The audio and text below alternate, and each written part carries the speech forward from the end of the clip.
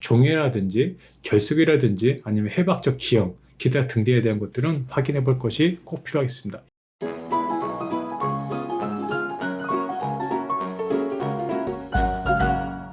네, 안녕하세요. 낭만 닥터 차박사입니다. 오늘 제가 드릴 말씀은 가슴을 철렁이게 하는 붉은 소변이라는 주제를 가지고 말씀을 드리고자 합니다. 사실 우리가 이제 그 환자분들이 외래 오시면 많이 물어보신 것들 중에 하나가 혈뇨에 대한 것입니다. 이 혈뇨는 크게 두 가지로 나눌 수가 있거든요. 첫 번째는 눈에 보이는 붉은 혈뇨. 그 두 번째는 그러니까 눈에는 보이지 않지만 현미경적 혈뇨라고 해가지고 우리가 이제 건강 검진을 통해서 알 수 있게 되는 건데요.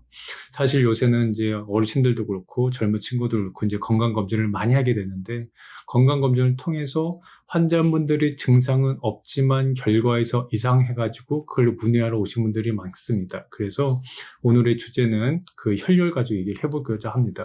우리가 이제 쉽게 말씀을 드리면 소변을 만드는 거는 콩팥입니다. 소변이 콩팥에서 만들어져 가지고요. 이제 방광이라고 하는 소변을 저장하는 곳에 이제 소변이 모이게 되겠고요. 그 콩팥부터 방광 사이 요관이라는 것이 있는데요.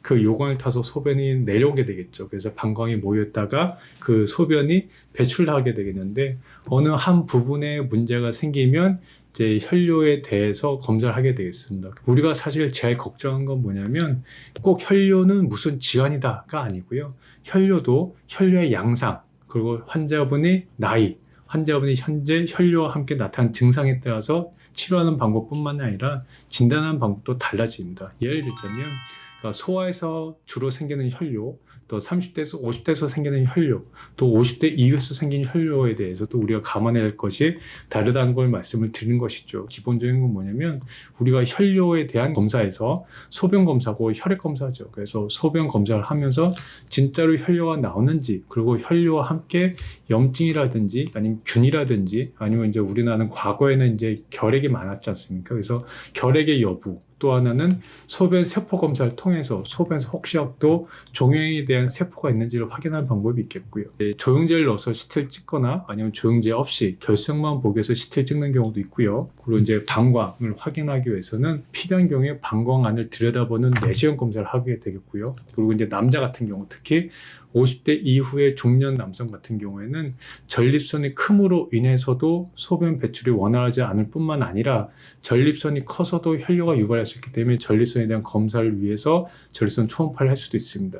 그걸 전부 같이 종합해가지고 판단해야 되는 것이지 꼭 이것만은 이런 질환이다 라고 얘기할 수는 없습니다. 그러면 우리가 이제 소변에서 혈뇨가 나왔을 때 그 혈뇨가 소변 처음 시작할 때 나온 혈뇨, 끝에서 마지막에만 혈뇨가 나올 때도 있고요. 아니 소변이 시작하면서 아니 끝에까지 쭉 혈뇨가 나온 경우, 또 하나는 혈뇨가 붉은색인지 아니면 갈색 또는 검은색인지, 또 혈뇨와 함께 피딱지가 같이 들어가 있는지 들어가 있지 않는지에 따라서도 이제 원인을 다양하게 우리가 구분해 줄 수가 있습니다. 그래서 제일 어르신들이 하시는 말씀 중에 하나가 나는 혈뇨는 있지만 특별한 증상이 없으니까 다음에 검사할게요 이렇게 얘기를 하시거든요. 근데 연세가 드신 분들한테 우리가 검사할 때 모든 질환을 알 수 있는 건 아닙니다. 하지만 꼭 우리가 배제할 것들은 뭐냐면 소변 나간 길, 요로개라고 하죠. 요로개 막히는 결석이라든지 아니면 종양은 반드시 배제를 한 것이 중요하기 때문에 꼭 그것만큼은 검사를 해볼 필요가 있겠습니다. 그래서 오늘 제가 드릴 말씀은 가슴을 철렁이게 하는 붉은 소변 이라는 것이 꼭 나쁜 질환 아닙니다. 하지만 최소한 우리가 꼭 반드시 배제해야 될 종해라든지 결석이라든지 아니면 해박적 기형, 기타 등등에 대한 것들은 확인해 볼 것이 꼭 필요하겠습니다. 이상입니다.